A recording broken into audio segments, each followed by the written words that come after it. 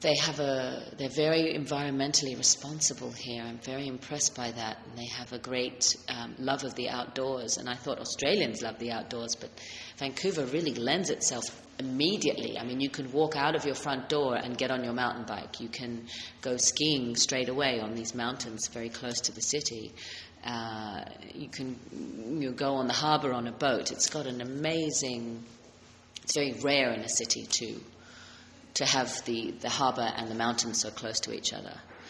So I think that's what I will always take with me about having moved to Vancouver, is the way everyone enjoys their life on the weekends.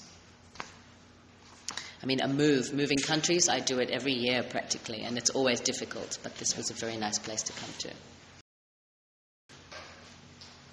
Have you been pleased with your character's development thus far this year? Yeah, I think it's very difficult when you're running a show with a lot of characters to serve each character. And in a way, it was very easy for them to focus on Vala because everyone else, all the other characters had been here for so many years, apart from General Landry and Cameron Mitchell. And I think that it was important that Vala, we saw her grow up a little bit. You know, we needed to see the more human side of Vala, otherwise she just would have been irritating all the time. So it's good to see that she's developed some slightly deeper relationships with everyone that she's, on the base. And what the beauty of Vala, I think I was saying earlier, is you're always wondering what she's going to do next. So there's always room for development with Vala. You just never know. She's very surprising. So anybody in particular you would like to work with on future projects or in Stargate?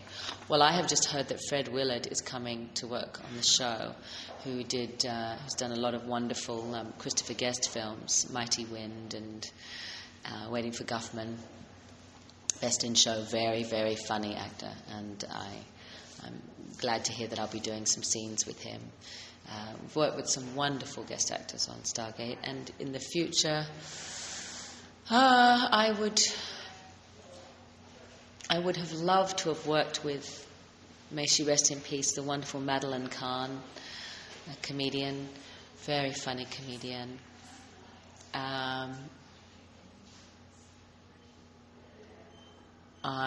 Of course, I know it's a cliche, but I would love to work with Meryl Streep.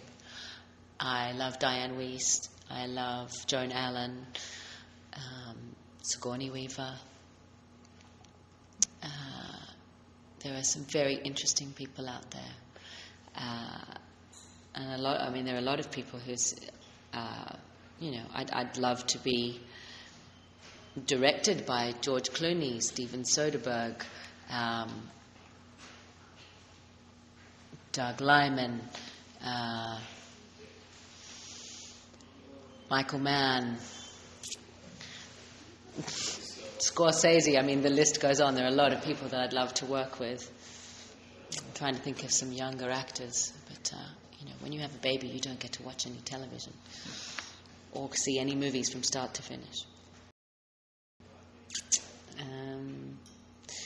What can you tell us about the episode you're shooting right now and your character's involvement in it? We are filming an episode which is a very interesting story. It's based on a story that Ben Browder suggested to the writers, and if I can talk specifically about it, I don't want to give away spoilers. We go through the gate to investigate a museum, and things are not what they seemed. We end up in a very tense situation on an alien planet, and we have a first contact situation with them that doesn't go well and doesn't go according to plan. And I think it's an interesting story. It's an interesting idea. Vala gets to display some of her criminal skills.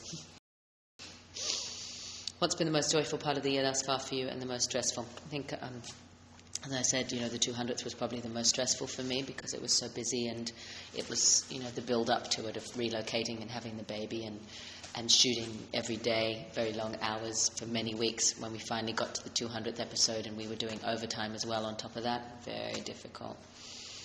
And the most joyful part has just been just all the good days. We have a lot of laughter on set, and I've really enjoyed it the best days probably for me have been when I've done a scene and members of the crew have come up to me and said, that was really funny, I really enjoyed that, thank you very much for today, thank you for entertaining me. It was, that means a lot to me, and we've had some really great days. Do you follow any fan-based review comments? I really don't have time. I'd be fascinated to know what's happening on the net right now, having a look at the response and see how everyone's feeling. I'm sure they're very upset, and I hope that they're finding ways to keep their spirits up. But I think if you're going to listen to reviews, you have to be prepared to accept the bad ones with the good ones. You can't just sort of, I've been very lucky. I mean, TV Guide, Matt Roush, a lot of reviewers, they've all been, incredibly supportive. So, it's nice for me to that Vala has been so critically, accepted. Oh, really? I think there's some people, I've been told that there are some posts on the net about, and I saw a couple myself, if you're a Vala hater and you think she's ruined the show, post here. I think, controversy is a good thing. I've been told you should always be controversial. Favourite story, I have to say Morpheus. Really funny. Second episode of the season, so... I don't know if it's been on air in Belgium yet, has it? So, are you buying the DVDs? Good. Okay. Yes. There are other means. Yeah. What characters would you like to see yours develop with more? Well, we have an opportunity, Amanda Tapping and I, to have a Vala, and why do I keep blanking on her character's name? Samantha Carter. Because I always call her by her last name. In fact, we've done so few scenes with each other that I rarely refer to her character's name as Vala. Samantha and Vala have a couple of moments in an upcoming episode called Family Ties. So it'd be nice to have a little bit of character development there. It'd be quite funny to do an episode with General Landry, because I think Vala likes to tease him a lot. He's, and Teal'c, who she calls Muscles. He's not the muscles from Brussels, but he does have big muscles. It'd be funny to do an episode with him, but we had a couple of funny moments that Chris and I have improvised this year in season 10, and we're always trying to sort of put in as many character sort of moments as we can. So